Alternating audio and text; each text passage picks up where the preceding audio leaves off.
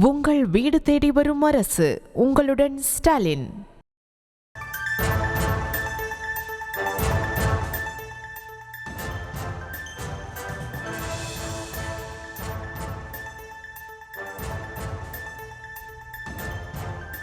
மக்களை காப்போம் தமிழகத்தை மீட்போம் என்ற பெயரில் தேர்தல் சுற்றுப்பயணம் மேற்கொண்டிருக்கக்கூடிய அதிமுக பொதுச் செயலாளர் எடப்பாடி பழனிசாமி அவர்கள் மயிலாடுதுறையில் விவசாய சங்க நிர்வாகிகள் மற்றும் விவசாயிகளை சந்தித்து அவர்களோடு கலந்துரையாடி வருகிறார். அது தொடர்பான நேரலை காட்சிகளை நாம் தற்பொழுது திரையில் பார்த்து வருகிறோம். கொஞ்சம் அதுக்கு நீங்க எடுத்தீங்கன்னா ரொம்ப செலவும் ஆகாது. அதனால இந்த மாவட்டம் செழிப்பா மாறும், உப்பு தண்ணி நல்ல இதுவா மாறிடும். அதனால நீங்க அதை முன்னுரிமை அடிப்படையில எடுத்துக்கணும். அதுக்கப்புறம் அந்த சிபில் ரொம்ப மோசமாக இது பண்ணியிருக்காங்க. நேத்தி கூட ஆர்டர் போட்டிருக்காங்க, அந்த சிபில நீக்கணும்னு கேட்கிறோம். இது பண்ண நீங்க அதான் தேர்தல் அறிக்கையில கொடுக்கணும். நன்றி, வணக்கம்.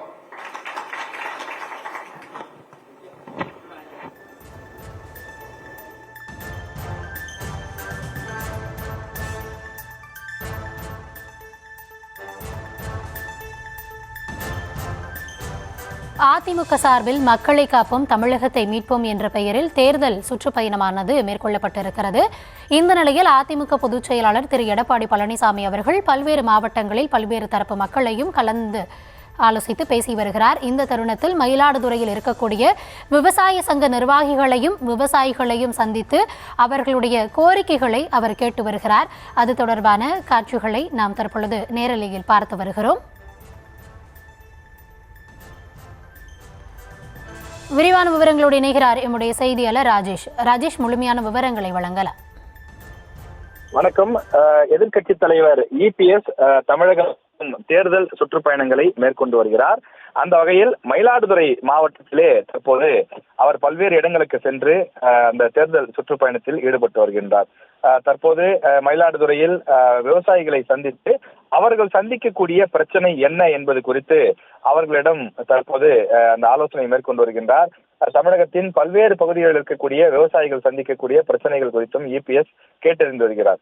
விவசாயிகளுக்கு பொதுவான பிரச்சனைகள் என்று சில இருந்தாலும் கூட கோவையில் விவசாயிகள் வேறு பயிர்களை இடுகிறார்கள், டெல்டா மாவட்டங்களில் அதிகமாக நெற்பயிர்களை இடுவார்கள். இப்படி ஒவ்வொரு பகுதிக்கும் ஒவ்வொரு விதமான விவசாயம் இருக்கிறது.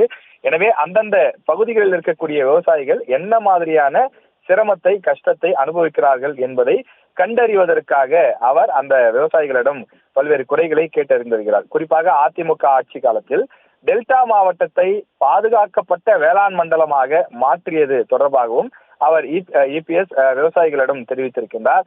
அதன் மூலமாக விவசாயிகளுடைய பல ஏக்கர் விளைநிலங்கள் பாதுகாக்கப்பட்டிருப்பதாகவும், அதே போல அதிமுக ஆட்சி காலத்தில் ஏரி ஆறு போன்றவையெல்லாம் தூர்வாரப்பட்டிருக்கிறது, மராமத்து பணிகள் செய்யப்பட்டிருக்கிறது. அதன் காரணமாக நீங்கள் நல்ல பலனை அடைந்தீர்கள்.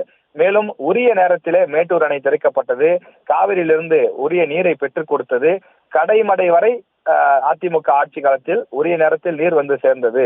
அதன் காரணமாக உங்களுக்கு சிரமம் இல்லாமல் ஏற்பாடுகள் செய்து கொடுக்கப்பட்டது. அதே போல மீண்டும் அதிமுக ஆட்சிக்கு வந்தால் நாங்கள் உரிய ஏற்பாடுகளை செய்து கொடுப்போம் என்று சொல்லி இபிஎஸ் தற்போது விவசாயிகளிடம் பேசி வருகின்றார்.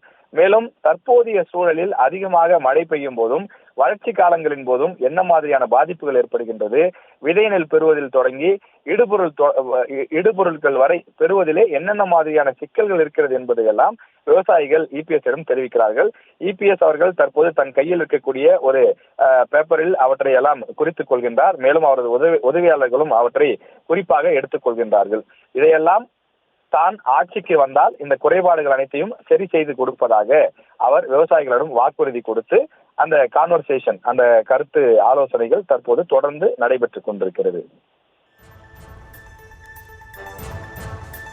விரிவான விவரங்களுக்கு நன்றி ராஜேஷ். உங்கள் வீடு தேடி வரும் அரசு. உங்களுடன் ஸ்டாலின்.